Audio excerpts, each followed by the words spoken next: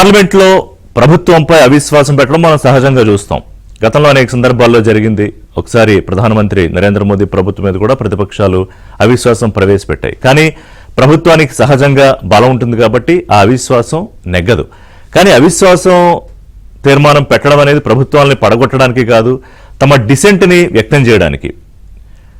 ఈ పలానా అంశాల మీద మా విజ్ఞప్తులు పట్టించుకోవట్లేదు, లేకపోతే మమ్మల్ని కన్సిడర్ చేయట్లేదు, లేకపోతే సభ హై హ్యాండెడ్గా నడిపిస్తున్నారు, ఇట్లా ప్రజలకి ఒక విషయం చెప్పడానికి అవిశ్వాస తీర్మానం పెడతారు. కానీ చరిత్రలో ఎప్పుడూ లేనట్టుగా లోక్సభ స్పీకర్ మీద ప్రతిపక్షాలు అవిశ్వాసం పెట్టబోతున్నాయి. దానికి సంబంధించి వాళ్ళ నోటీసు ఇవ్వబోతున్నాయి. గతంలో ఒకసారి రాజ్యసభ చైర్మన్ ధన్కర్ మీద ప్రవేశపెట్టారు, నోటీస్ ఇచ్చారు. అప్పట్లో ఆయన అనేక వివాదాస్పద బిహేవియర్ ఉండేది. సో దాని మీద అవిశ్వాసం ప్రవేశపెట్టారు. కానీ ఇప్పుడు లోక్సభ స్పీకర్ ఓం బిర్లాపై ఎందుకు అవిశ్వాసం ప్రవేశపెడుతున్నారు?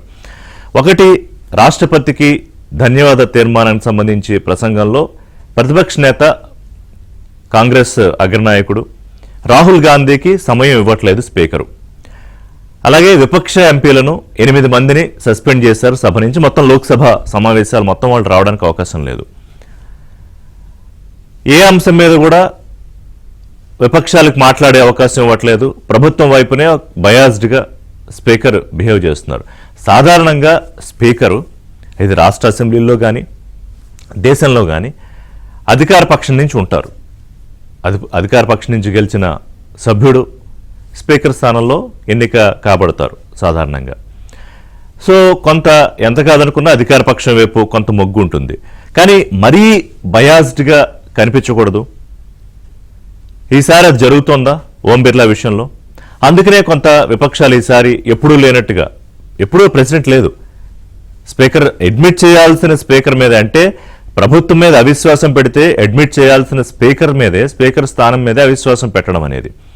అలాగే మొన్న స్పీకర్ చేసిన ఒక కామెంటు మొత్తం దేశం మొత్తం అవాక్కయ్యేలా చేసింది. ప్రధానమంత్రి సభకు రావట్లేదు, మాకు భయపడుతున్నారు, సమాధానం చెప్పట్లేదు అని విపక్ష ఎంపీల ఆరోపణలు. అయితే దానికి స్పీకర్ ఏమన్నారంటే, నేనే ప్రధానమంత్రిని సభకి రావద్దన్నాను, ఎందుకంటే కాంగ్రెస్ మహిళా ఎంపీలు ప్రధాని మీద దాడి చేస్తారనే సమాచారం నాకు ఉంది కాబట్టి నేనే ప్రధానమంత్రిని రావద్దన్నాను అని. అలా చేస్తే అది సభకి గౌరవం కాదు, దేశ ప్రతిష్టకు గౌరవం కాదు అని ఒకసారి లోక్సభ స్పీకర్ ఏమన్నారో విందాం. तो मेरे पास पुख्ता ऐसी जानकारी आई कि कांग्रेस पार्टी के कई सदस्य माननीय प्रधानमंत्री जी के आसन पर पहुंचकर कोई भी अप्रत्याशित घटना कर सके। ये दृश्य मैंने सदन में देखा भी सही। अगर ये घटना हो जाती तो ये अत्यंत अप्रिय दृश्य देश के लोकतांत्रिक परंपराओं को तार तार कर देता। इसको टालने के लिए मैंने माननीय प्रधानमंत्री से आग्रह किया कि उन्हें सदन में नहीं आना चाहिए. సో క్లియర్గా ఆయన చెప్పారు, అందుకే నేను రావద్దన్నాను ప్రధానమంత్రిని అని. మరి అలా రావద్దనడం వేరే దేశాల ముందు మన ప్రతిష్టకి, మన పార్లమెంట్కి భంగం కాదా? ఇప్పుడు కాంగ్రెస్ మహిళా ఎంపీలు 13 మందో ఎంతమందో ఉన్నారు. మొత్తం మీద పోనీ విపక్ష ఎంపీలు చూసుకుంటే 38 మంది ఉన్నారు. ఎన్డీఏ ఎంపీలు 35 మంది ఉన్నారు. కేవలం మహిళా ఎంపీల గురించే మాట్లాడుతున్నాను నేను, మిగతా ఎంపీల గురించి కాదు.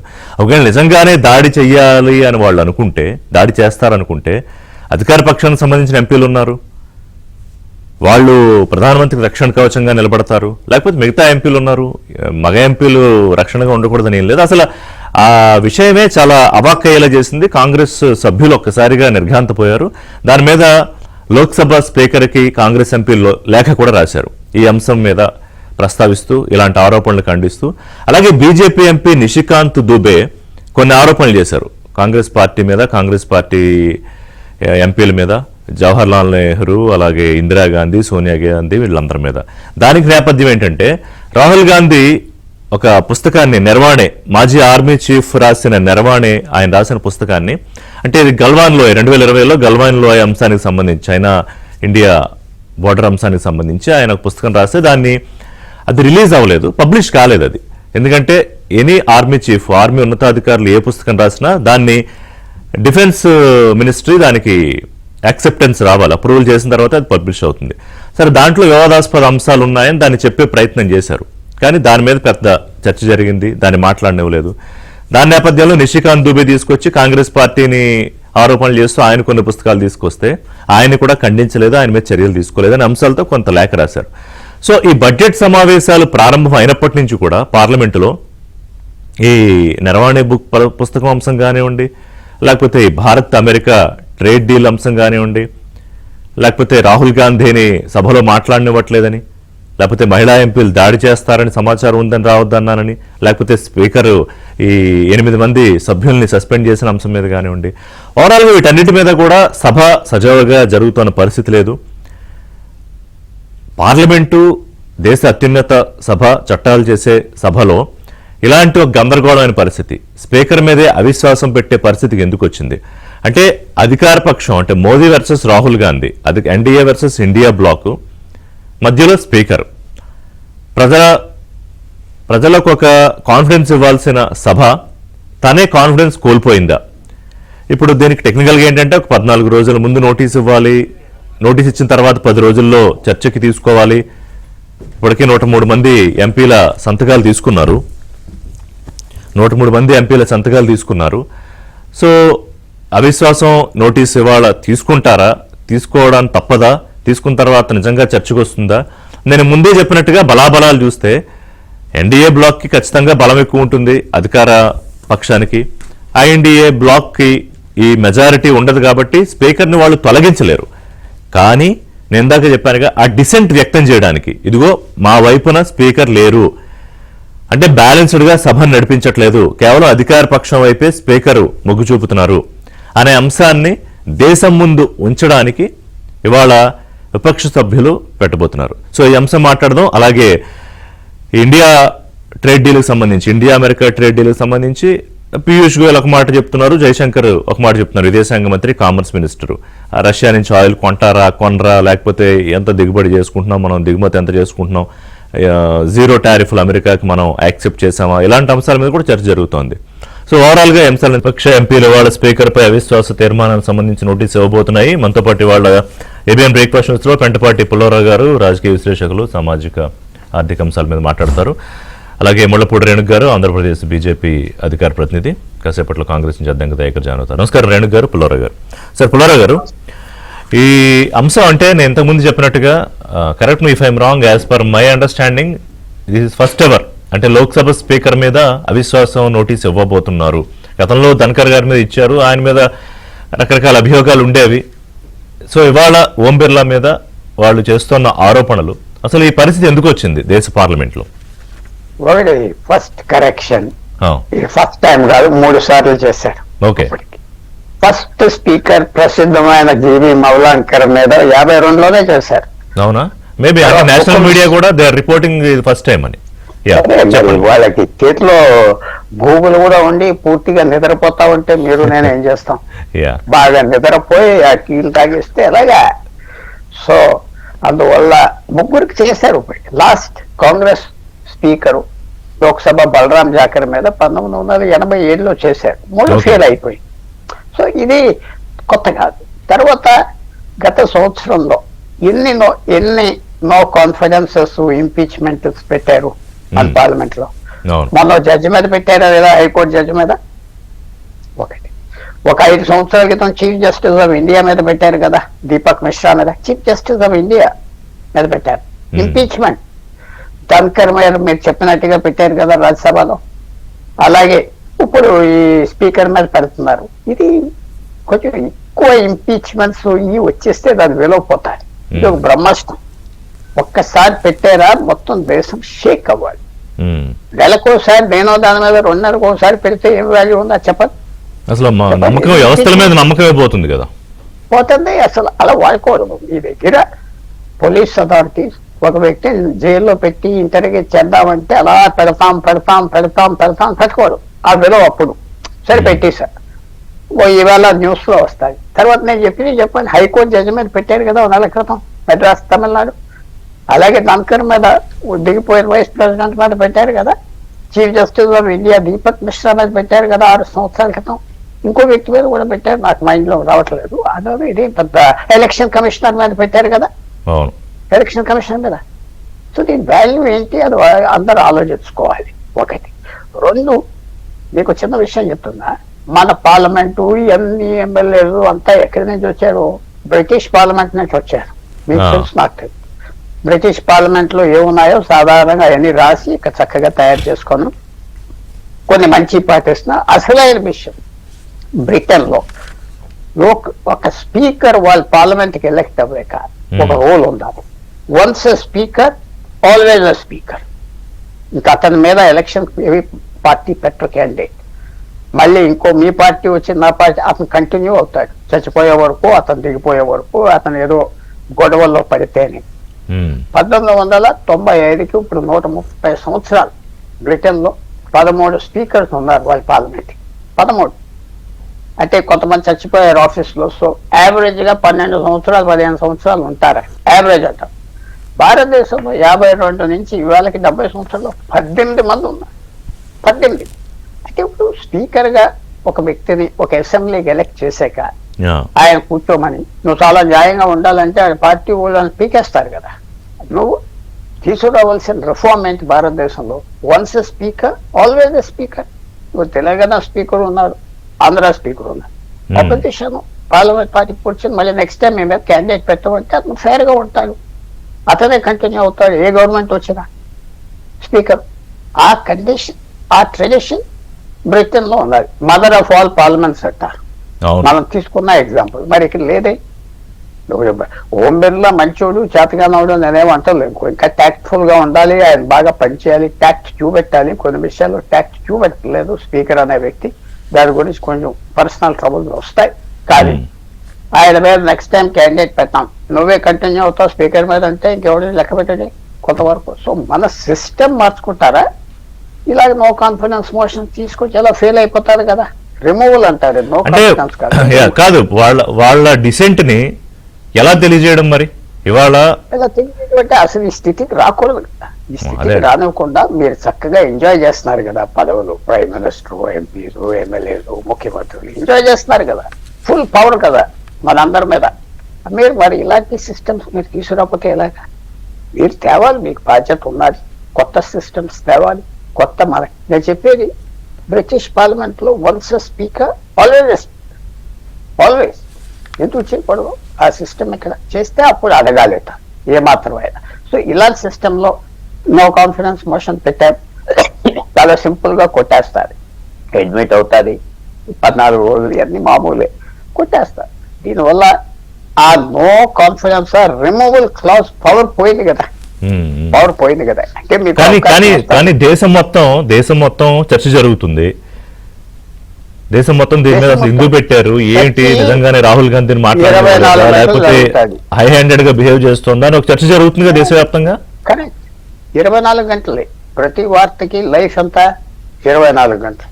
నెక్స్ట్ న్యూస్ సైకిల్ రాగానే వెళ్ళిపోతారు ఇది బయటికి కనుక. మీకు జ్ఞాపకం ఉన్నదా ఎవరికైనా? ధన్కర్ ఏమైంది, ఎందుకు తగ్గిపోయాడు, అకస్మాత్తుగా ఎందుకు రిజైన్ చేశాడు గంటలో, ఎవరి జ్ఞాపకం ఉన్నది? ఇది మనం కొత్త ఏజ్ లో ఉన్నాం. పాలిటీషియన్స్ కి పెద్ద బాధ్యత ఉన్నది. వాళ్ళు ప్రొటెక్ట్ చేయాలి మన సంస్థల్ని, మన ఇన్స్టిట్యూషన్స్. అది కయ్యల్లోకి దాంట్లో తీసుకొస్తే వాళ్ళు మర్యాద పోతారు. గవర్నమెంట్ ఉన్నది, ఇప్పుడు బీజేపీ గవర్నమెంట్ ఢిల్లీలో, వాళ్ళు కూడా కేర్ఫుల్ గా చూడాలి. ఓ వ్యక్తిని మా లీడర్ ఆపోజిషన్ మాట్లాడితే ఏమవుతుంది, గవర్నమెంట్ పడిపోతుందా? ఒక స్పీచ్ కి ఏం పడదు, వింటారు వెళ్ళిపోతారు. అలాంటివి కూడా వాళ్ళు చేయాలి. అంత సెన్సిటివ్ గా ఉండకూడదు. శశి థరూర్ అన్నది ఏంటంటే అంత సెన్సిటివ్ గా ఉండేది ఏంటి, ఏదో రిటైర్డ్ అయిన జనరల్ బుక్ రాశాడు, చదువుకో, కొన్ని కాపీలు ఇంకా పంచుదాం అంటే అయిపోయింది. ఇది కూడా వాళ్ళు కూడా సెన్సిటివ్ గా ఉండకూడదు. సెన్సిటివ్ గా ఉండి మనం అలాగన్నా ఏంటి అది, దానిలో ఏమొచ్చింది? గవర్నమెంట్ కూడా సెన్సిటివ్ గా ఉండకూడదు. గవర్నమెంట్ చాలా టాలరెంట్ గా ఉండాలి. గవర్నమెంట్ టాలరెంట్ గా ఉంటే గొడవలు రావు. కొంతవరకు నేను చెప్పేది కూడా ఈ స్పీకర్స్ మీద మన ఇన్స్టిట్యూషన్ వాళ్ళ నుంచి న్యాయం కావాలంటే once a speaker always a speaker. తప్పేంటి? ఇప్పుడు ఉన్న అసెంబ్లీ స్పీకర్ తెలంగాణలో ఆయన కంటిన్యూ అవుతే కొంపే మునిగిపోతుంది. ఆయన యునానిమస్ గా ఎలక్షన్ చేస్తారు ప్రతి అసెంబ్లీ సీట్లో, పార్లమెంట్ సీట్లో. బ్రిటన్ లో సిస్టమ్ అది. సిస్టమ్ అది. ఆ స్పీకర్ మీద పోటీ పెట్టరు, ఎవరో ఇండిపెండెంట్ వేస్తాడు పోతాడు అంతే. Election Okay. Sure next parliament లో కంటిన్యూ అవుతాడు. మనం స్పీకర్ హోదా పెంచాలి, పెంచి డిమాండ్ చేయాలి నువ్వు ఫేర్ గా ఉందని. దయాకర్ గారు ఇప్పుడు స్పీకర్ హోదా పెంచాలి Addanki Dayakar Congress MLC party senior నాయకులు. దయాకర్ గారు ఇప్పుడు స్పీకర్ మీద పెడుతున్నారు అవిశ్వాసం. సరే అది నెగ్గుతుందా నెగ్గదా మనకు తెలుసు, బలాబలాలను బట్టి నెంబర్సే మాట్లాడతాయి. బట్ ఎనీవే మీకున్న ఆ డిసెంట్ చూపించడానికి పెడుతున్నారు. కానీ ఈ పరిస్థితి రావడానికి కారణం పూర్తిగా అధికార పక్షమేనా, విపక్ష ఎంపీలు ముఖ్యంగా కాంగ్రెస్ ఎంపీల బాధ్యత లేదా? గుడ్ మార్నింగ్ గిరీష్ గారు, పుల్లారావు గారికి, ఇతర మిత్రులు పెద్దలందరికీ కూడా నమస్కారం. ఇప్పుడు స్పీకర్ అనేది not a Kings chair, right? Hmm. దాని యొక్క డెఫినేషన్ డెరైవ్ చేసేటప్పుడు పార్లమెంట్ లో జరిగిన చర్చల్ని మీరు గమనిస్తే రాజరికపు కుర్చీని కూలుస్తూ ప్రజాస్వామ్యాన్ని పాదుకొల్పడానికి వేసిన కుర్చీ అది. బాబాసాహెబ్ అంబేద్కర్ కావచ్చు, ఆ రోజు రాజ్యాంగ పరిషత్ చైర్మన్గా ఉన్న రాజేంద్ర ప్రసాద్ గారి నుంచి మొదలు పెడితే నెహ్రూ గారు అందరు కూడా. ఎందుకంటే ప్రెసిడెన్షియల్ ఫార్మ్ ఆఫ్ డెమోక్రసీకి డిక్టోరియల్ పవర్స్ ఉంటాయి కాబట్టి మనం పార్లమెంటరీ డెమోక్రసీని ఎంచుకున్నాం. ఎన్నుకోబడ్డ ప్రధానమంత్రి సైతం స్పీకర్ ఎదురుగా కూర్చోవాల్సింది ఒక పక్షంగా. ఇది దానికి ఉన్న విలువ, గౌరవం. విపక్షానికి సరైన అవకాశం ఇస్తూనే ప్రజా సమస్యలు, దేశ సమస్యలు, ఇతర అంశాలన్నిటి చర్చించుకునే వేదిక. మనం డాకా బజాయించుకొని మనం ఇష్టం వచ్చినట్టు మాట్లాడుకునే వేదిక, ప్రజాధనంతో నిర్వహించబడుతున్న సభ. ఇప్పుడు ప్రతిపక్షంలో ఒక్కసారి వాజ్పేయి గారి యొక్క ప్రసంగాలు వినండి మీరు. వారు ప్రతిపక్ష నాయకునిగా ఉన్నప్పుడు ఎంత స్వేచ్ఛగా, ఎంత హుందాగా, ఎంత ఏమంటారు ప్రజాస్వామ్యయుతంగా స్పందించిన తీరు కానీ, ఆయనకు సభ ఇచ్చిన అవకాశం కానీ, స్పీకర్లు ఎవరైనా కావండి, స్పీకర్స్ ఏ పార్టీ నుంచి అయినా కానివ్వండి, ఆయననే కాదు పుచ్చలపల్లి సుందరయ్య గారి నుంచి మొదలు పెడితే ఇప్పటి వరకు జరుగుతున్న పరిణామాలు నిశ్చితంగా గమనిస్తే ప్రజా సమస్యల కంటే కూడా మన నాయకులను హననం చేయడం అనేదే పార్లమెంటు వేదిక చర్చ జరుగుతున్నప్పుడు ప్రశ్నించడు ఒకటి. ప్రతిపక్ష నాయకుడు మాట్లాడుతుంటే ఒక రకంగా నేను చెప్పాలంటే ఆయన తీరు నిరంతరం అభ్యంతరకరంగానే ఉంటున్నదనేది వాస్తవం. కానీ ఇప్పటి పరిస్థితి ఏంటి? మహిళా ఎంపీలు మోదీ గారి మీద దాడి చేస్తారన్నట్లు. అందుకనే ప్రధానమంత్రి నేనే రావద్దన్నాను సభకి అని చెప్పారు. Is this democracy? అసలు ఏం నాకు అర్థం కాలే. ఒకవైపు మణిపూర్ లో ఇప్పుడు మనం అమ్మగా కొలిచే మహిళనే కదా, వివస్త్రగా నడి బజార్లో ఊరేగిస్తుంటే కిమ్మనని ప్రధానమంత్రి. ఇప్పుడు మహిళలు దాడులు చేస్తుందని చెప్పి స్పీకర్ ఆయనకి సపోర్ట్ చేసి సభ నుంచి పారిపోయి సమస్యలు. ఇప్పుడు డోక్లామే కదా మూలం. ఆయన ఎవరు ఉన్నారు కదా పెద్ద ఆయన, ఒక నవల రాసిన, నవల కదా ఒక పుస్తకం రాసి, ఆ రోజు నాకు స్వేచ్ఛ లేకున్నది అన్నట్టుగా మాట్లాడిన దాన్ని చర్చిద్దాము అని అన్నాడు. ఇక దేశ భద్రత కంటే అత్యంత ప్రాధాన్యతగా ఉన్నది ఏంటిది స్పీకర్ గారికైనా లేదంటే ప్రధానమంత్రి గారికైనా భాజపా ప్రభుత్వానికైనా? రెండవది, ఈరోజు వాళ్ళు వ్యవహరిస్తున్న తీరు ఏంటంటే విపక్షం అనేది సరైన పద్ధతిలో లేదు, ఇష్టానుసారంగా మాట్లాడుతున్నారు, వాళ్ళ దానికి అవకాశం ఇవ్వాల్సిన అవసరం ఉందా? అంటే రాహుల్ గాంధీకి ఒక్కరికి అవకాశం ఇస్తే మిగతా వాళ్ళకు వద్దా? ఇది కాదు కదా. పెరుగుతున్న ధరలేంటి, లేకపోతే దేశ సమస్యలేంటి, ఇక్కడ ఆదివాసీలో, గిరిజనులో, కర్మచారిలో వీళ్ళు చేస్తున్న ఇది చర్చ అని అంటే, నెహ్రూ 1969లో అలా చేసేది లేకుండే, 1951లో ఇట్లా జరిగింది. అసలు దేశ విభజన ఎందుకు జరిగింది? వాళ్ళు మొత్తం దేశద్రోహి మన మహాత్మా గాంధీ ఆ విధంగా చేసింది.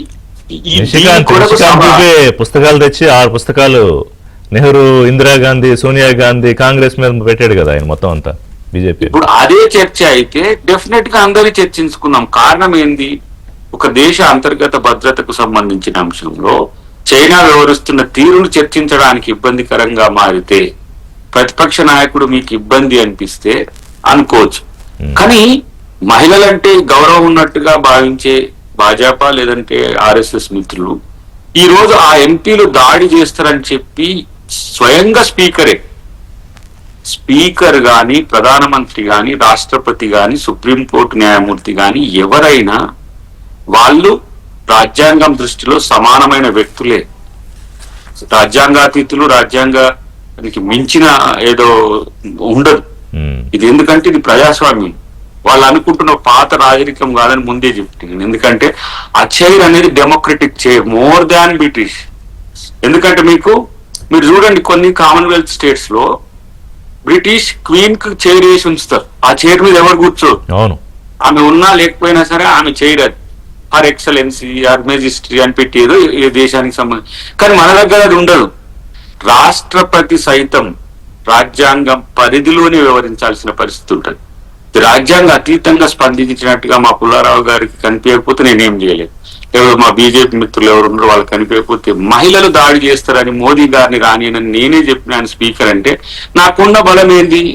నాకు 234 మద్దతుదారులు ఉన్నారు ఇండియా కూటమి. నేను this is dissent not before the parliament. అసలు నువ్వే ఊరికే ఇంపీచ్మెంట్స్ పెడుతుంటే దాని విలువే ఉంటుందని అడిగారు పుల్లారావు. ఈ చర్చ ఎక్కడిది? ఏబిఎన్ లో ఈ చర్చ ఎక్కడిది? అది పెట్టకపోతే దేశవ్యాప్తంగా ఈ చర్చ ఎక్కడిది? Democratic dialogues always. ఇప్పుడు రెండు సీట్లు ఉన్నప్పుడు బీజేపీ కూడా ఈ డిసెంట్ చెప్పుకోగలిగింది. ఒక్క నిమిషం పుల్లారావు గారు ఏదో మాట్లాడుతున్నారు. ఒక్క నిమిషం దయాకర్ గారు. పుల్లారావు గారు ఒకటి దయాకర్ గారు స్పీకర్ ఫర్ లైఫ్ అది బ్రిటిష్ సిస్టమ్ కదా, అది ఎందుకు పెట్టుకోలేదు ఇక్కడ తెలంగాణలో అయితే ఆంధ్ర ఎన్ని చోట్ల ఏమంటారు? అంటే స్పీకర్ ఫర్ లైఫ్ అనే ప్రపోజల్ అది బ్రిటిష్ పార్లమెంట్ పద్ధతి కదా. స్పీకర్ ఫర్ లైఫ్ ఒకసారి మీరు ఎలక్ట్ అవుతే స్పీకర్ గా వచ్చే ఎలక్షన్ లో మిగతా పార్టీలు అపోజ్ చేయరు. కొత్త స్పీకర్ ఏ పార్టీకి అనుకూలంగా వ్యవహరించడానికి అవకాశం లేదనా? ఎవరైనా ఆ చైర్ స్పీకరే. దాని పేరు ఓం బిర్లా కావచ్చు, ఒకరోజు సోమనాథ్ చటర్జీ కావచ్చు, ఇంకొక రోజు పుల్లారావు గారే కావచ్చు. కానీ చైర్ డెఫినేషన్ ఎప్పుడు కూడా దానికి ఒక పద్ధతి ప్రకారం ఒక ప్రజాస్వామ్య వాతావరణంలో వ్యవహరించాల్సిన తీరును డిఫైన్ చేసినాం.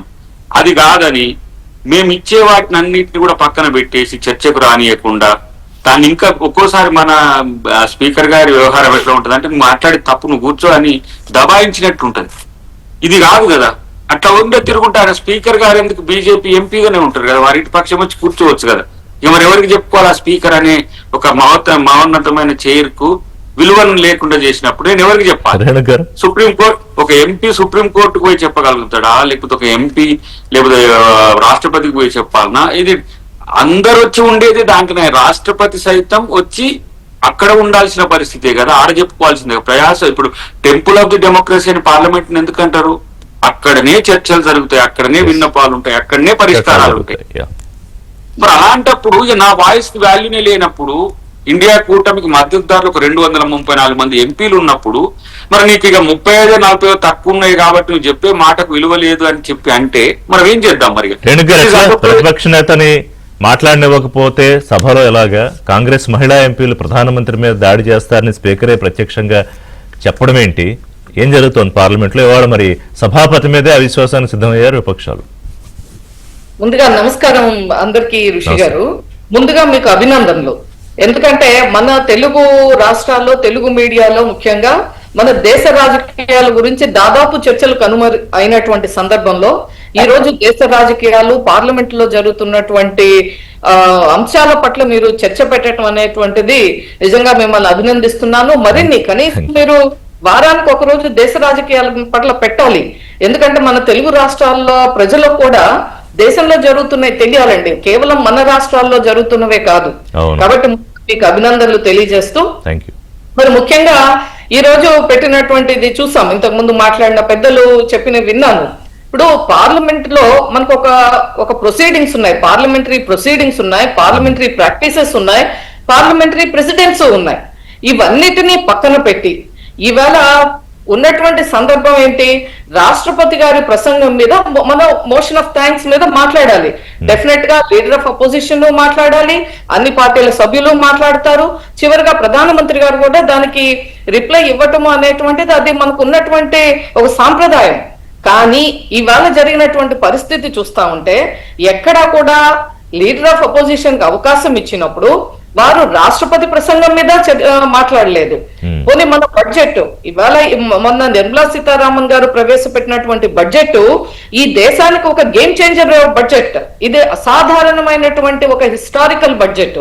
కాబట్టే ఇవాళ రాహుల్ గాంధీ గాని, కాంగ్రెస్ పార్టీ గాని, ప్రతిపక్ష పార్టీలు గాని బడ్జెట్ మీద చర్చకు వచ్చినట్లయితే అనేక అంశాలు, ఈ దేశం సాధించినటువంటి ప్రగతి గాని, అభివృద్ధి కానీ, భవిష్యత్తుని నిర్దేశించేటువంటి బడ్జెట్ లో ఉన్నటువంటి అంశాల మీద కానీ చర్చకు వస్తే మరింత ఇబ్బంది పడేటువంటి అవకాశం ఉంది. కాబట్టి దీనినంతా పార్లమెంట్ లో ఈ చర్చనంతా పక్కకు వెళ్లేలాగా కొత్త కొత్త అంశాలు ఏదైతే వారు ఒక పుస్తకంలో ఉన్నటువంటి కొంత కంటెంట్ ని వారు రివీల్ చేస్తూ మాట్లాడాలని ప్రయత్నం చేశారో ఇవాళ అది పార్లమెంటరీ ప్రాక్టీసెస్ లో లేదు. అది ఫస్ట్ ఆఫ్ ఆల్ ఆ బుక్ ఏదైతే మన ఎక్స్ ఆర్మీ చీఫ్ రాసినటువంటి పుస్తకం ఇంకా డిఫెన్స్ లో క్లియరెన్స్ రాలేదు. డిఫెన్స్ లో క్లియరెన్స్ రాలేటువంటి ఒక పుస్తకంలో అంశాలు తనకి కావాల్సింది ఉటంకించుతూ ఈ దేశంలో ఉన్నటువంటి ఒక సిచ్యువేషన్ ని అంటే వారు డిస్కషన్ ని డైవర్ట్ చేసే విధంగా ఏదైతే అవుతారో దానికి అబ్జెక్ట్ చేశారు మన స్పీకర్ ఓం బిర్లా గారు. ఆ తర్వాత చూసాం మహిళా ఎంపీలని. That it self shows the failure of the leader of opposition Rahul Gandhi. ఎందుకంటే ఈవేళ వారు చేసినటువంటిది ఇది నిజంగా నేను ఒక మహిళా పార్లమెంటు సభ్యులు ఎంతో గౌరవంగా ఉండవలసింది. అక్కడ ప్రధానమంత్రి గారిని ఒకటి వారు ఫ్లెక్సీస్ అవన్నీ కూడా తీసుకొచ్చి మనం విజువల్స్ చూసామండి.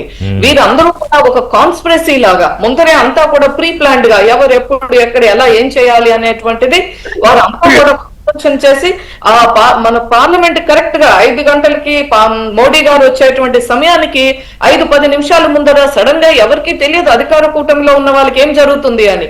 ఆ సందర్భంలో వచ్చేసి వారు అక్కడంతా ఒక గుంపుగా అవటం, వారు ఒకవేళ ప్రధానమంత్రి గారు వచ్చినట్లయితే వారిని మరి ఏమి గరాబ్ చేయాలనుకున్నారా, ఇంకో రకంగా ఇబ్బంది పెట్టాలనుకున్నారా?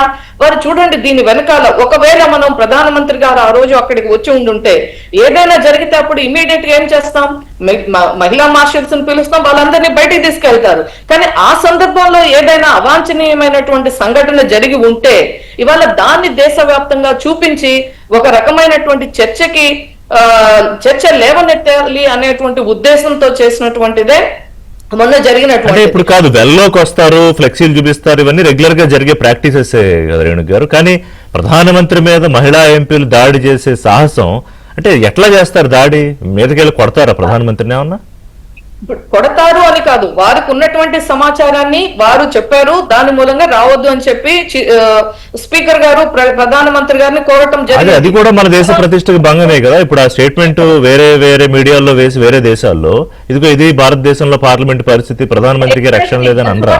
That's what leader of opposition wanted. ఎందుకంటే మీరు అన్నటువంటి విధంగా ఈవేళ మన దేశం ఉన్నటువంటి బలం ఏంటి, మన మోడీ గారి పట్ల ప్రపంచంలో ఉన్నటువంటి ఒక ఇమేజ్ ఏంటి, వారు మీరు ఒక్కసారి గమనించితే ఇవాళ రాహుల్ గాంధీ గారు దేని గురించి మాట్లాడుతూ ఉంటారు? ప్రధానమంత్రి గారు కానీ మన దేశ బలం మీదనే వారు బలహీనపరిచేటువంటి విధంగా వారు పదే వ్యాఖ్యలు చేయటం మూలంగా దేశ ప్రజలే కాదు అంతర్జాతీయంగా కూడా భారతదేశం పట్ల గాని, భారతదేశ నాయకత్వం పట్ల గాని, నరేంద్ర మోడీ గారి పట్ల ఉన్నటువంటి ఇమేజ్ ని మనము టార్నిష్ చేయాలి అనేటువంటి చేస్తున్న ఒక వ్యూహమే ఇది. ఋషి గారు ఇవాళ మీరు ఒక మాట అన్నారు, మహిళా ఎంపీలు దాడి చేస్తారా అని చెప్పి. మహిళా ఎంపీలు దాడి చేస్తారు అనేటువంటిది కాదు. మనం గతంలో కూడా యూపీఏ గవర్నమెంట్ లో ఒకసారి మన రాష్ట్ర విభజన జరిగినటువంటి సందర్భంలో పార్లమెంట్ లో జరిగినటువంటి ఆ వీడియోస్ ను ఒక్కసారి మనం రికలెక్ట్ చేసుకుంటే ఆ రోజు టియర్ గ్యాస్ కానీ మనము పెప్పర్ స్ప్రే కానీ ఇవన్నీ చేసి మరి చేసినటువంటిది మనం చూడలేదా? అది పార్లమెంటరీ డెమోక్రసీకి అది అవమానం కాదా? మన దేశ ప్రతిష్టను తగ్గించుకోవటం కాదా? ఇటువంటి గతంలో జరగలేదా యూపీఏ హయాంలో? కాబట్టే అటువంటివి జరగకూడదు. ఇవాళ మన పార్లమెంట్ అంటేనే మనం చెప్పుకున్నాం ఇంతకుముందు అనేది ఇట్స్ టెంపుల్ ఆఫ్ డెమోక్రసీ. దాని ఇమేజ్ పెరగాలి, చర్చ జరగాలి. చర్చకి nobody is objecting to discuss on any issue. ఇవాళ బడ్జెట్ లో అనేక అంశాలు పెట్టారు. ఇప్పుడు వాళ్ళు అనేది ఏంటంటే మేము ఏం మాట్లాడాలో దేని మీద నిరసన వ్యక్తం చేయాలో కూడా ప్రభుత్వమే డిసైడ్ చేస్తుందా, స్పీకర్ డిసైడ్ చేస్తారా అని? ఇప్పుడు రాహుల్ గాంధీ గారు ఆ మాట అంటమే that shows his emptiness on politics. ఈవేళ రాహుల్ గాంధీ గారు ఏదో ఒక అంటే ఆ యొక్క సీరియస్నెస్ ఆఫ్ ది పార్లమెంట్ ని చాలా డైల్యూట్ చేస్తూ ఎయిర్ అవుట్ చేస్తూ, మీరు స్పీకర్ గారిని అడిగారు నేనేం మాట్లాడాలో మీరు చెప్పండి అని, చాలా బాగా చెప్పారు. వేరేమి నేను సలహాదారుని కాదు మీకు, you should know as a parliamentarian what to speak what not to speak in the parliament అని చెప్పి. కాబట్టి రాహుల్ గాంధీ షుడ్ నో అండి, he should know what to speak in parliament. మనం మోషన్ ఆఫ్ థ్యాంక్స్ లో ఏం మాట్లాడాలి హీ కెన్ రేజ్. అందులో మేము చెప్పిన వాటికి రాహుల్ గాంధీ గారు డిజగ్రీ అవుతూ దీనిలో ఉన్నటువంటి తప్పొప్పుల్ని కానీ, మనం పెట్టినటువంటి పథకాలు కానీ, మనం చెప్పినటువంటి డేటా సెంటర్స్ కి ఇచ్చేటువంటి ట్యాక్స్ హాలిడే గురించి కానీ, లేదా రేర్ ఎర్త్ మినరల్స్ యొక్క కారిడార్ గురించి కానీ, భవిష్యత్తు మనం వికసిత్ భారత్ లో మనం పెట్టినటువంటి బడ్జెట్ లో పెట్టినటువంటి దాన్ని కానీ వాడు డిజగ్రీ అయినా, లేదా ఈ 11 సంవత్సరాల్లో దయాకర్ గారు ఒక నిమిషం, దయాకర్ గారు రేణుక్ గారు చెప్పిన దాన్ని బట్టి నాకు అర్థమైంది ఏంటంటే, బీజేపీ ఎంపీలు మాట్లాడిన దాన్ని బట్టి కూడా ఆ రోజు మీరు సమాధానంలో ఆ నెరవాణే ఆ పుస్తకంతో మొదలు పెట్టకుండా రాష్ట్రపతి ప్రసంగానికి ధన్యవాద తీర్మానంలో మీ స్పీచ్ మొదలుపెట్టి ఉంటే రాహుల్ గాంధీ గారి స్పీచ్ ఇవాళ పరిస్థితి వచ్చి ఉండేది కాదేమోగా. అంటే ఇప్పుడు ఏమంటున్నారు, ప్రధానమంత్రి తాలూకా ఇమేజ్ ని ఇతర దేశాల్లో బదనాం చేయడానికి ఎల్ఓపి ప్లాన్ చేశారు అనే దగ్గరికి వచ్చింది. ఇప్పుడు ఏం ఫైల్స్ అవి ఎట్లిస్టీనా ఉన్నాయి కదా ఇప్పుడు నడుస్తుంది కదా మొత్తం ఫైల్స్. మరి అది ఎవరు చేసిండ్రు? అది కూడా రాహుల్ గాంధీ చేసిండా? ఇప్పుడు డోక్లాంది కూడా రాహుల్ గాంధీ చేసిండా? రెండవది, అసలు ఇలా మనం దేని మీద అసెంబ్లీ అది పార్లమెంట్ లో స్పీకర్ కు వ్యతిరేకంగా ఎందుకు తీర్మానం ప్రవేశపెట్టిండ్రు మహిళా ఎంపీలు? దానికి రాహుల్ గాంధీ ముచ్చట, దానికి ప్రతిపక్షం ఆయన నెరవేణను పట్టించుకోవడం ఇది కాదు కదా. అంటే ఇప్పుడు ఇంతసేపు మన సోదరి మాట్లాడింది, మనం మీరే స్పీకర్, మేము పార్టిసిపెంట్స్ అనుకోండి వివిధ పక్షాల నుంచి, ఇంత సమయం ఇస్తేనే కదా దాన్ని చెప్పగలిగింది, డిఫెండ్ చేసుకోగలిగింది. అంటే మనం అది చెప్పడానికి కూడా అవకాశం లేని స్థితి వచ్చి మహిళను ఏమంటున్నారో దాడులు చేస్తారు మీరని ఎక్స్పోజ్ అంటే సగటు భారతీయ మహిళ యొక్క ఆత్మగౌరవాన్ని దెబ్బతీసినట్టు ఇది అనిపించట్లేదా? తను కూడా సోదరి మహిళా మనే కాబట్టి అది ఆలోచిస్తుంది. ఇప్పుడు ఒక దాడి అనేది ఇప్పుడు బంగ్లాదేశ్ మాదిరిగానో, నేపాల్ మాదిరిగానో, లేకపోతే శ్రీలంక మాదిరిగానో కాదు కదా. డెఫినెట్ గా వాళ్ళకున్న డిసెంట్ ను according to rule of law లేకపోతే guidelines of the parliament they can express their own way. దాన్ని కూడా నువ్వు చేయడానికి నువ్వు వస్తారు, మోదీ గారిని కొడతారు అన్నట్టు మీరు అన్నట్టుగా వచ్చేమో. ఇప్పుడు ప్రియాంక గాంధీ కుటుంబం ఎంత మందిని కొట్టిండ్రు? వాళ్ళు చచ్చిపోతే ముక్కలు ఏరుకొని దహనం చేసిన కుటుంబం అది. అది ఇందిరాగాంధీ గాని లేకపోతే రాజీవ్ గాంధీ గాని. త్యాగాల కుటుంబాల మీద మీరు ఏం చేస్తారో దాడులు చేస్తుండ్రు అనేది చేస్తారు. నెహ్రూ ఒక సామ్యవాద ఆర్థిక విధానాలు, సామ్యవాద సిద్ధాంతాన్ని ముందుకు తీసుకుపోయిన వాడిని లుంపెన్ గా మార్చిండ్రు మొత్తం. ఏంటి ఆయన మొత్తం స్త్రీలోలుడు, ఆయన అసలు ఆయనకున్న క్యారెక్టర్స్ బ్యాడ్లు ఎక్కడ పార్లమెంట్ లో. తర్వాత ఇలా ఇందిరాగాంధీ పట్ల వాళ్ళు వ్యవహరిస్తున్న తీరు, ఒక సుదీర్ఘకాలం పరిపాలించిన ప్రధానమంత్రుల పట్ల సభకు గౌరవం ఉంటది, సభ్యులకు లేకపోయినా సరే. సభాపతిగా వాటిని నివారించాల్సిన బాధ్యత సభాపతికి ఉంటది. లేదు కాదు మీరు మాట్లాడేది తప్పు అని చెప్పి ఇటు వారించడం అంటే నువ్వు రాజ్యాంగబద్ధంగా వ్యవహరించట్లేరనే కదా. మీరు రాజ్యాంగబద్ధంగా వ్యవహరించినప్పుడు మీ మీద గౌరవం ఎట్లా ఉంటుంది ప్రశ్నిస్తున్నారు వాళ్ళు. మేము మహిళలు ఉన్నాము, అపోజిషన్ లీడర్లు, అపోజిషన్ ఎంపీలుగా మాకు అవకాశం ఇవ్వకపోతే కానీ మేము దాడి చేస్తామని చెప్పి ఎందుకు రాంగ్ నోషన్ ప్రపంచానికి ఇచ్చినామని చెప్పి అన్నదానికి సమాధానం ఇక్కడ. కాబట్టి మనం సంపూర్ణంగా ఇప్పుడు రాజకీయాలు కాంగ్రెస్ పక్షాన్ని నేను మాట్లాడము, బీజేపీ పట్ల పక్షాన సోదరి మాట్లాడము, న్యూట్రల్ గా పుల్లారావు గారు మాట్లాడము, ఏది ఎటు లీనున్నా ఒక సిస్టమ్ ను మీరు అన్నట్టుగా ఇంతకుముందు పుల్లారావు గారు చెప్పారు, ఒక సిస్టమ్ ను ఫాలో కావాల్సిన అవసరం ఉంది. సిస్టమ్ ను దాటితే వేటు వేసే హక్కు సభాపతి కలిగి ఉన్నాడు. ఇప్పుడు ఒకవేళ కనుక హద్దు మీరు ప్రవర్తించే సభ్యుల పట్ల ఏ విధంగా ఉంటారో తెలుసు కదా. దాని మీద కూడా మీరు నిరసన వ్యక్తం చేస్తున్నారు. ఇప్పుడు స్పీకర్ మీద కాగితాలు చింపేసిన 8 మంది ఎంపీలు, మన చామల కిరణ్ కూడా ఉన్నట్టున్నారు, 8 మంది ఉన్నారు ఆయన కూడా. సో వాళ్ళని సస్పెండ్ చేశారు ఫర్ దిస్ హౌస్ ఈ బడ్జెట్ సమావేశం. దాని మీద కూడా మీరు డిసెంట్ చెప్తున్నారు. నేనేమంటున్నా, ప్రజాస్పందనను రిప్లికా చేయకపోతే అది ప్రతిపక్షమే కాదు. ఇప్పుడున్న అన్రెస్ట్ ని పక్కన పెడదాం, అది మరీ అంతలా ఏంటి తీవ్ర రూపాలు ఉండకపోయినా సరే that is the ultimate expression. ఇక దాన్ని మించిపోయే హక్కు ఎవరికీ లేదు. అది గతంలో ప్రొసీడింగ్స్ లో ఉన్నాయి కూడా. కాబట్టి మీరు అదెందుకు సభ్యులను మీరు ఏదైనా నిర్ణయం తీసుకొని ఈ సభ మొత్తానికి సస్పెండ్ చేసే హక్కు ఉన్నది. ఇంకా క్రిమినల్ గా వ్యవహరిస్తే డిస్మిసల్ ఛార్జ్ కూడా ఉన్నది ఆయనకు. అది ఆయనకున్న రైట్, దాన్ని కూడా చేయొచ్చు. కానీ నేను నిరసన చెప్పడం తప్పు అనేది ఏదైతే ఉందో, లేకపోతే నిరసన చెప్పే వాళ్ళ మీద బట్టగాల్చి మీద ఇప్పుడు వాళ్ళు కాగితాలు దించవచ్చు కాక, కానీ వీళ్ళ క్యారెక్టర్ అసాసినేట్ చేస్తుండ్రు కదా ఎంపీలకి. వీళ్ళు దాడి చేయడానికి వస్తుండ్రు. మోడీ గారిని ఒక మాట అనుకున్నాం, ఎవరైనా దాడి చేస్తారా? ఏ ఎంపీ అయినా, మన ఇప్పుడు కాంగ్రెస్ గాని లేకపోతే ఇంతేందుకు కొంత అపోనెంట్ గా ఉండే స్టాలిన్, మన ఏంది డిఎంకే వాళ్ళు కానీ ఎవరు కూడా అంటే అల్టిమేట్ గా వ్యతిరేకంగా ఉండే వాళ్ళు ఎవరు కొంత అరగెంట్ గా ఉండేటోళ్ళు అంటే మనం కొంచెం ద్రవిడియన్స్ లేదంటే మన డిఎంకే వాళ్ళు అని ఉంటది. కానీ వాళ్ళు సైతం హుందాగా ఉంటున్న క్రమంలో స్పీకర్ తన విచక్షణ అధికారాలను కాదు, ఆయనకు విచక్షణ కూడా ఎందుకు ఒకవేళ నింద అనుకుంటే ఎందుకు నిందేసి ఉంటారు స్పీకర్? ఒకవేళ మీరు కాదు అంటే అసలు ఆలోచన లేదు అంటే, మరి ఆయనకి ఏదో ఇంటెలిజెన్స్ ఇన్ఫర్మేషన్ అంటే చెప్పారు ఆయన చాలా స్పష్టంగా, బయట కూడా ప్లే చేసి అది డిస్కస్ చేయండి. ఏ ఇంటెలిజెన్స్ వర్గాలు ఎవరెవరు దాడి చేస్తే ఇప్పుడు ఒక సోర్స్ తోనే కదా తను చెప్పాల్సింది. సోర్సే కదా తనకు ఒక నిర్ణయం తీసుకోవడానికి అవకాశం ఉంది. ఆయనకు విచక్షణ అధికారాలను ప్రశ్నించే హక్కు సుప్రీంకోర్టు కూడా లేదు. అవును, సుప్రీంకోర్టు కూడా ఈయన quasi judiciary, is the decision maker of the house. మీరు ప్రధానమంత్రి సభా నాయకుడు కావచ్చు, విపక్ష నాయకుడు ఉండొచ్చు, పక్షాల నాయకుడు ఉండొచ్చు, కానీ house only control of speaker only.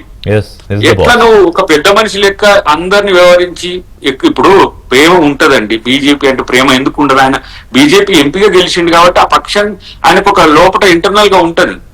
కానీ నువ్వు వ్యవహరిస్తున్న పొజిషన్ ఏంటిది, హోదా ఏంటిది అనే దాని పట్ల వారు కనుక గౌరవంగా ఉంటే వారికి తలవంపులు వచ్చేవి కావు. నిజంగా కూడా ఓం బిర్లా గారికి అయితే వ్యక్తిగతంగా బయట పుల్లారావు గారికి కూడా ఢిల్లీలో ఎక్కువ ఉంటారు కాబట్టి వారి మీద నాన్ కాంట్రవర్సీ, ఆయన కాన్స్టిట్యున్సీ అయినా లేకపోతే ఆయన వ్యవహార శైలి అయినా కూడా స్మూత్.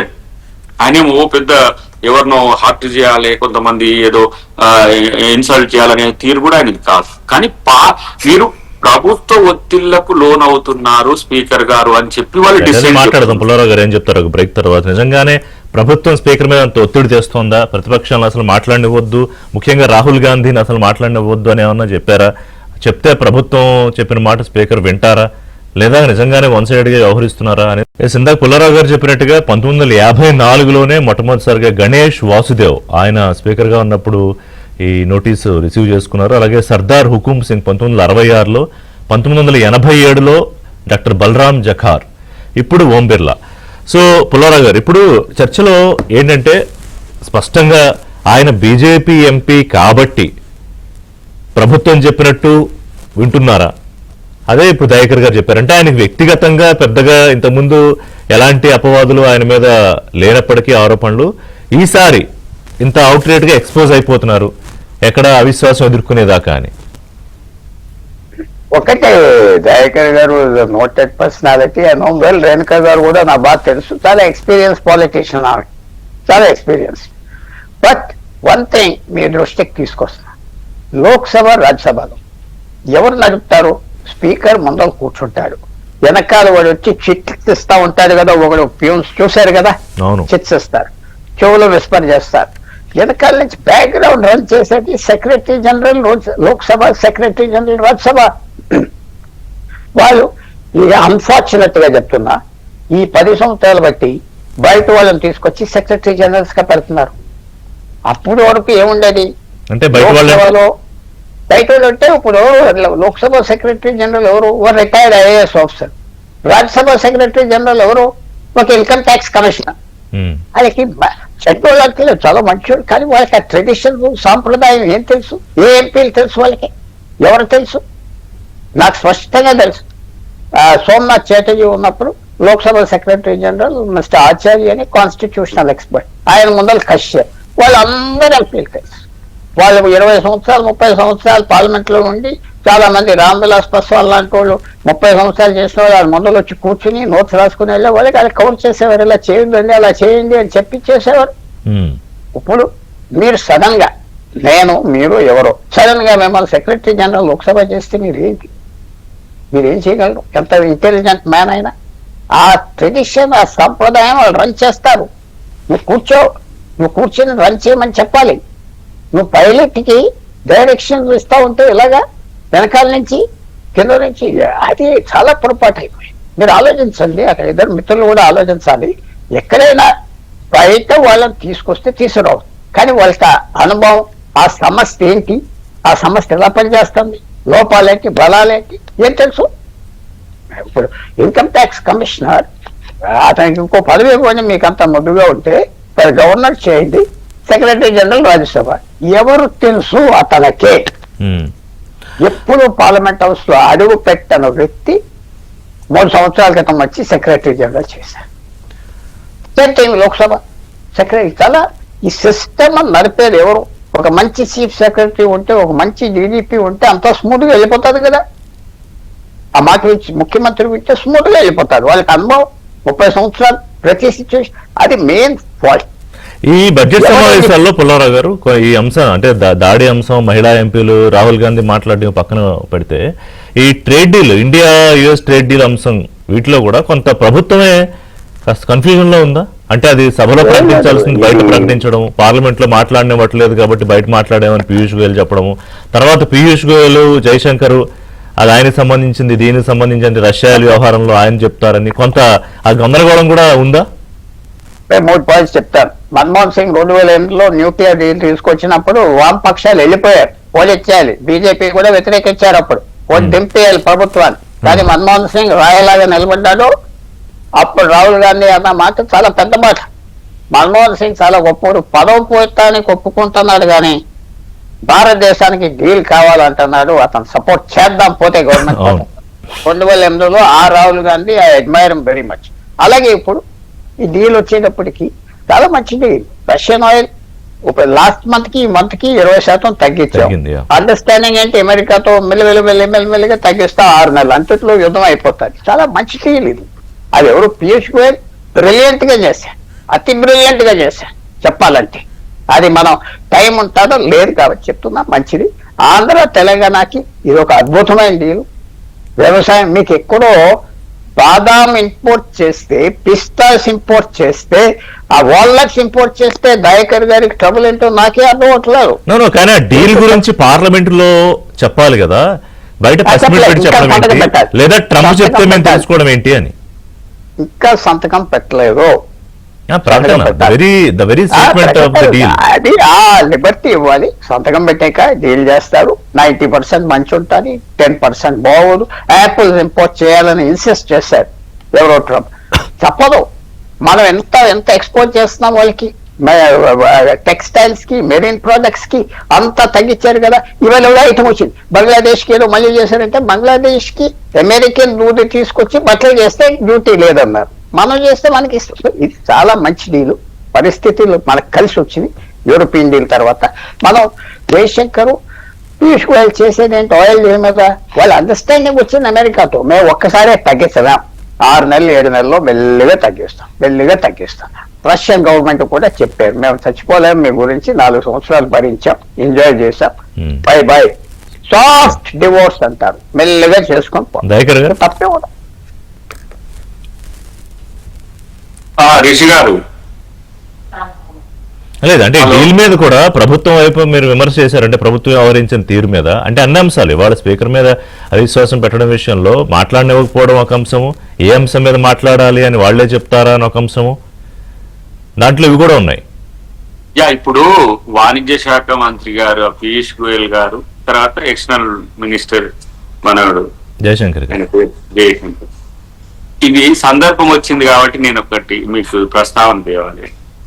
మొన్న నేను యుఎస్ క్యాపిటల్ మన వాషింగ్టన్ పోయినప్పుడు అక్కడ IMF తర్వాత వరల్డ్ బ్యాంక్ సంబంధించి కొంత మన వాళ్ళు తెలుగు వాళ్ళ అడ్వైజర్స్ గా లేకపోతే ల్యాబీస్ లో ఉండే వాళ్ళు ఒకటి చెప్పింది, మనము మన ప్రోడక్ట్స్ ఏవైతే ఉంటాయో, అగ్రేరియన్ ప్రోడక్ట్స్ ఏవైతే ఉంటాయో, agrarian products grade, quality grade చేసుకోవచ్చు.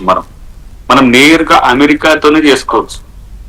ఫ్రాన్స్ అనేది ఒక మధ్యన ఏమంటాం ఒక మీడియేటర్ గా ఉంది. ఫ్రాన్స్ డిసైడ్ చేస్తే ఫ్రాన్స్ నుంచి అమెరికా కొనుక్కునే దానికంటే కూడా నేరుగా భారతదేశంతోనే అమెరికా సత్సంబాలు ఉన్నాయి ఇప్పుడు. ఎందుకంటే మోడీ ట్రంప్ కొంత ఫ్రెండ్స్ లాగా ఉన్నారు కాబట్టి.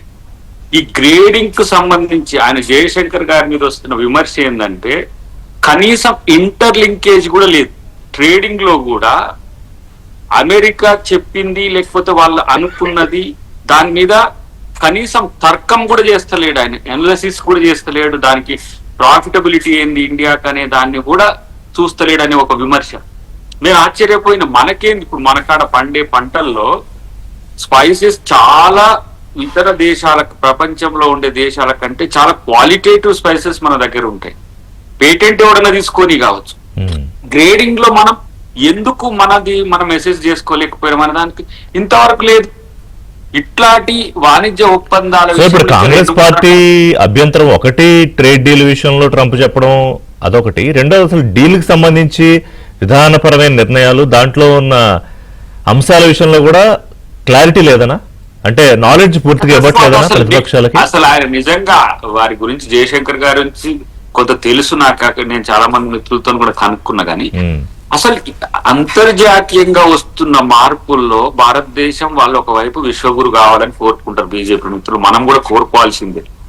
మన క్వాలిటీని, మన స్టాండర్డ్ ను మనం ఎస్టాబ్లిష్ చేసుకోవడానికి మంత్రిత్వ శాఖ చేస్తున్నది ఏంటి అనేది ఒకటి. వాణిజ్య శాఖ మంత్రిగా కూడా వీరికి అసలు నేను నాకున్న అంచనా, ఎందుకంటే నాకు కొంత, నేను డాక్టరేట్ ఇన్ కామర్స్ కాబట్టి కొంత నాకు అవగాహన ఉంది వీటి మీద. అసలు మనం కొన్ని విషయాల్లో అమెరికాని కాదు అంతర్జాతీయ సమాజంతో, ఇప్పుడు మొన్న ఏది రష్యా, మనం యూరోప్ తో కలిసి మనం ఒక ఒప్పందం తీసుకున్నాం. అది ఒక గుడ్ డీల్ నాకు తెలిసి, ఇర్రెస్పెక్టివ్ ఆఫ్ పాలిటిక్స్. మనం అటు మూవ్ కావడం కూడా ఒక మంచి పరిణామమే నా దృష్టిలో. ఈ దౌత్య సంబంధాల్లో ఒక అడ్వాన్స్డ్ స్టెప్ మోడీ తీసుకున్నాడు అని చెప్పొచ్చు. కానీ వేర్ హ్యాస్ వరల్డ్ ముందు మనము తెలివి తక్కువ వాళ్ళు గానో లేకపోతే క్వాలిటీ లెస్ గానో మనం కనిపించాల్సిన అవసరం లేదు. మనకు అందరూ మన వైపు చూస్తుంటే మనం వాళ్ళ వైపు బిత్తిరిగా చూడడం ఎందుకు? బిఫోర్ రేణు గారు మాట్లాడే ముందు దయాకర్ గారు, ఇవాళ పెట్టబోయే అవిశ్వాసం క్లుప్తంగా చెప్పండి. మరింత మీ మీద, అంటే రాహుల్ గాంధీతో పాటుగా మిగతా పక్షాల మీద దాడి పెంచడానికి పనికొస్తుందని నేను అనుకుంటున్నా అధికార పక్షానికి. ఋషి గారు ఒక్క నిమిషం, ఒకసారి మనం ఇంతకు ముందు దయాకర్ గారు మాట్లాడింది, పుల్లారావు గారు మాట్లాడింది చూస్తే, ఇప్పుడు దయాకర్ గారు లాంటి వాళ్ళు at least I think you should become one of the advisors to Rahul Gandhi. ఎందుకంటే ఇంతకు ముందు దయాకర్ గారు ఇక్కడ హైదరాబాద్ నుంచి ఢిల్లీ పంపిద్దాం దయాకర్ గారిని, చర్చ జరగాలి. మిమ్మల్ని కూడా మీరు స్పీకర్ స్థానంలో ఉంటే ఎలా, ఇట్స్ సిమిలర్. ఇప్పుడు మీరు ఒక యాంకర్ గా ఉన్నప్పుడు ముగ్గురిని మాట్లాడే అవకాశం ఇస్తున్నారు. మీరు ఇవాళ పెట్టినటువంటి చర్చ ఒక సబ్జెక్ట్ మీద అయితే, నేనేదో ఇర్రిలవెంట్ టాపిక్ ఏదో మా తణుకులో జరుగుతున్న ఇంకో కార్యక్రమం గురించి మాట్లాడటం అసలు అలా మీరు మాట్లాడితే కదా, you don't allow me, right? The same thing is happening. అక్కడ మోషన్ ఆఫ్ థ్యాంక్స్ రాష్ట్రపతి ప్రసంగం అయితే ఇర్రిలవెంట్ గానే కాదు, మన ప్రొసీజర్స్ లో లేనటువంటిది, ఒక మన ఆ సాంప్రదాయం లేదు. సాంప్రదాయం పార్లమెంట్ లో ఏదన్నా మాట్లాడాలి అంటే రికార్డెడ్ ఎవిడెన్స్ ఉండాలి. అది లేకుండా వ్యక్తుల పేర్లు తీయటం గానీ, పుస్తకాల పేర్లు తీయటం గానీ, అది క్లియరెన్స్ ఇవ్వనటువంటి దాని మీద మాట్లాడటం. అందుకే అంటున్నాను, అది చిన్న ఇన్ఫర్మేషన్. కరవాన్ అనే మ్యాగజైన్ లో వస్తే ఇప్పుడు దాని మీద ఎఫ్ఐఆర్ ఫైల్ చేసి కేసు ఫైల్ చేస్తున్నారు. అది ఎట్లా వచ్చింది అన్పబ్లిష్డ్ అని. పెంగ్విన్ సమ్ పబ్లిషర్స్ వాళ్ళు వితౌట్ ఆల్ దీస్ అప్రూవల్స్ వాళ్ళు ప్రింటింగ్ అది వెళ్ళారు కాబట్టి అది లీగల్ గా ఏ విధంగా ప్రొసీడ్ అవ్వాలో, ఏం చేయాలో ఆ యొక్క రంగం వాళ్ళు చూస్తారు. అలాగే ఇప్పుడు మన వారు చెప్పారు, మన దయాకర్ గారు అట్లీస్ట్ వారిని అప్రిషియేట్ చేయాలి. Irrespective of the politics and parties, మన mother of all trades, all deals ఏదైతే అగ్రిమెంట్ జరిగిందో దాన్ని వెల్కమ్ చేస్తున్నాను, అది మంచిది అని. ఈ మాట ఎందుకు రాహుల్ గాంధీ గారితో చెప్పించారు అని అడుగుతా ఉన్నాను. ఇవాళ మేము కోరుకునేది అదే. గతంలో కూడా చూస్తే రాహుల్ గాంధీ గారు జెన్జీని రెచ్చగొట్టి మీరు రియాక్ట్ అవ్వాలి, రెస్పాండ్ అవ్వాలి, అలజడి సృష్టించాలి, ప్రభుత్వాలు మార్చే అధిక సత్తా ఉంది జెన్జీకి అన్నారు, ఉంది ఇతర దేశాల్లో జరుగుతా ఉంది అనేటువంటి విధంగా ఏదైతే మాట్లాడారో, మాట్లాడినప్పటికీ కూడా యువత కానీ జెన్జీ ఎక్కడ రెస్పాండ్ అవ్వలేదు. మనం ఇది we have to underline this Rishi garu. అంటే ఆ పరిస్థితులు లేవుగా ఇప్పుడు. శ్రీలంకలో పరిస్థితి, బంగ్లాదేశ్ పరిస్థితి భారత్ లో లేదుగా. అందుకే ఎందుకంటే నరేంద్ర మోడీ గారి మీద ఉన్న నమ్మకం, మన దేశంలో జరుగుతున్నటువంటి అభివృద్ధి, సంక్షేమం, భవిష్యత్తు, మన ఈ యొక్క జాతి నిర్మాణంలో ఉన్నాము. We are going to be the developed nation very soon. Already మనం ఒకప్పుడు మనకి ఇది మన ఫ్రెజైల్ 5 కంట్రీస్ ఎకానమీస్ మనం చెప్పుకొని ఏం చెప్పేవారు, మన ఎకానమీ ఫ్రెజైల్ 5 లో ఉంది అంటే చాలా లీస్ట్ నుంచి మనం చాలా ఓలటైల్ గా ఉంది మన ఎకానమీ అనే పరిస్థితి నుంచి ఇవాళ మోస్ట్ స్టేబుల్ ఎకానమీ, ఇవాళ మనం 4th largest economy in the world గా మనం అయ్యాము. ఒకటి రెండు గారు బిఫోర్ కన్క్లూడింగ్, ఇవాళ ఈ నో కాన్ఫిడెన్స్ ప్రవేశపెట్టిన తర్వాత నోటీసు మరింత ఎదురుదాడి అధికార పక్షం నుంచి ఖచ్చితంగా ఎదుర్కోవాల్సిందని ప్రతిపక్షాలు. డెఫినెట్ గా రాహుల్ గాంధీ గారు ప్రతిసారి సెల్ఫ్ గా ఆయన మాకు మరొక అవకాశం ఇస్తారు. రాహుల్ గాంధీ ఇచ్చారు ఇప్పుడు. చూద్దాం ఎట్లా జరుగుతుందో ఇవాళ. సార్ పుల్లారావు ప్లీజ్ చెప్పండి. ఏం లేదు, మనకి ఎప్పుడు గన్లో బుల్లెట్ ఉన్నది కానీ వాడకూడదు. అది సీక్రెట్ ఆఫ్ పవర్. వాడకూడదు, వాడేవా ఇంక దాని వాల్యూ లేదు. ఓకే, సో ఇప్పుడు వాడేస్తోందా ఎట్లా నాకు కదా, అంటే ఎవరి గన్ను ఎవరు బుల్లెట్ ఎవరు వాడుతున్నారు ఇప్పుడు? నో వాల్యూ, అయిపోయింది. So bullet is going to be వేస్టెడా? లెట్స్ సీ ఏం జరుగుతుంది ఈ రోజైనా. థ్యాంక్స్ వెరీ మచ్ అండి రేణుక గారు, పుల్లారావు గారు, దయాకర్ గారు. అప్డేట్స్ కోసం